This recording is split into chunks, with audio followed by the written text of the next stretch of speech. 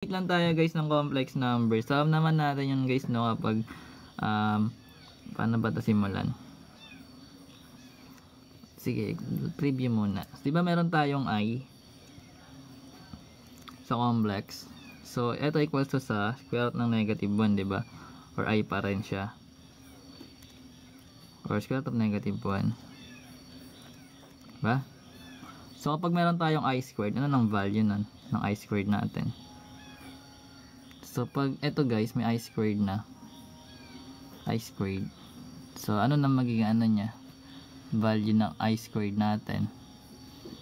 So, that is negative 1. Diba? Kasi pag in-square mo tong square root, may eliminate yung square root.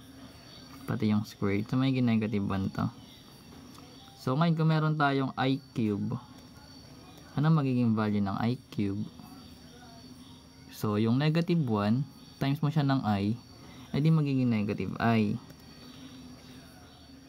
Paano pag I raised to 4? So, negative I times I, diba, itong I cube natin is negative I. O, times I, magiging negative I squared. Eh, yung I squared natin is negative 1. So, big side magiging positive 1. Diba? Ang gulo ko mag-explain. Then, repeat na lang yan guys. Kung I raised to 5 na, magiging I pa rin siya.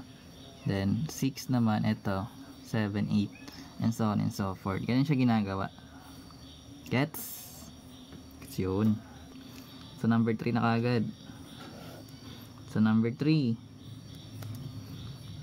So, let's say we have y equals x squared plus 3x plus 5. So, evaluate the given if x is equals to 2 plus I. Biglang humirap. Patay tayo dito guys. So, try natin to guys. So, lahat ng variable x, papalitan natin siya ng 2 plus I. So, basically, magkakaroon tayo ng ganitong form. So, magkakaroon tayo ng y equals lahat ng variable x, papalitan natin siya ng 2 plus I. So, magkakaroon tayo ng 2 plus I kasi may variable x tayo dito. Then, i-square natin yun kasi naka-square yung x.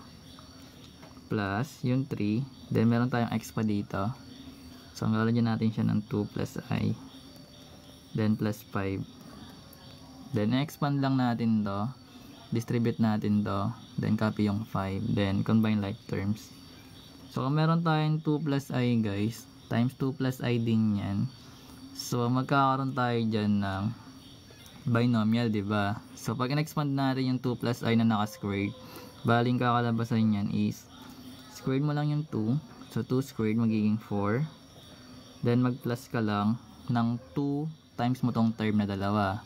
So, baling magkakaroon ka ng 2 times 2 magiging 4 times I. So, magiging 4I yung middle term. Then, yung last term, squared mo lang din. Katulad ng ginawa mo dito. So, magiging I squared. Then, distribute natin tong 3 sa 2 plus I. So, yung 3 times 2 magiging 6, diba? Then, yung 3 plus I, 3 times I, magiging 3I. Then, copy lang natin yung 5. Sundan. Kasi yun. Then, combine natin yung mga pwede. So, meron tayong mga constant term. So, meron tayong 4 plus 6 plus yung 5. So, magkakaroon tayo ng 4 plus 6 is 10 plus 5 magiging 15.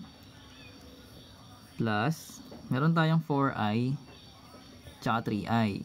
So, 4i plus 3i, that will become 7i. Then, we have I squared here. So, plus, remember yung I squared natin, can be written as, this can be written as negative 1. So, replace natin as negative 1. Then, simplify natin. So, we'll be having 15 plus negative 1. Pwede natin i-combine kasi para sila constant. So, 15 plus negative 1, that is negative, positive 14. Then, copy lang natin yung 7i. So, ito na yung magiging value. O, ito na siya, yung y natin. Kapag yung x is 2 plus I. Gets? Hindi. Okay lang. Next na tayo.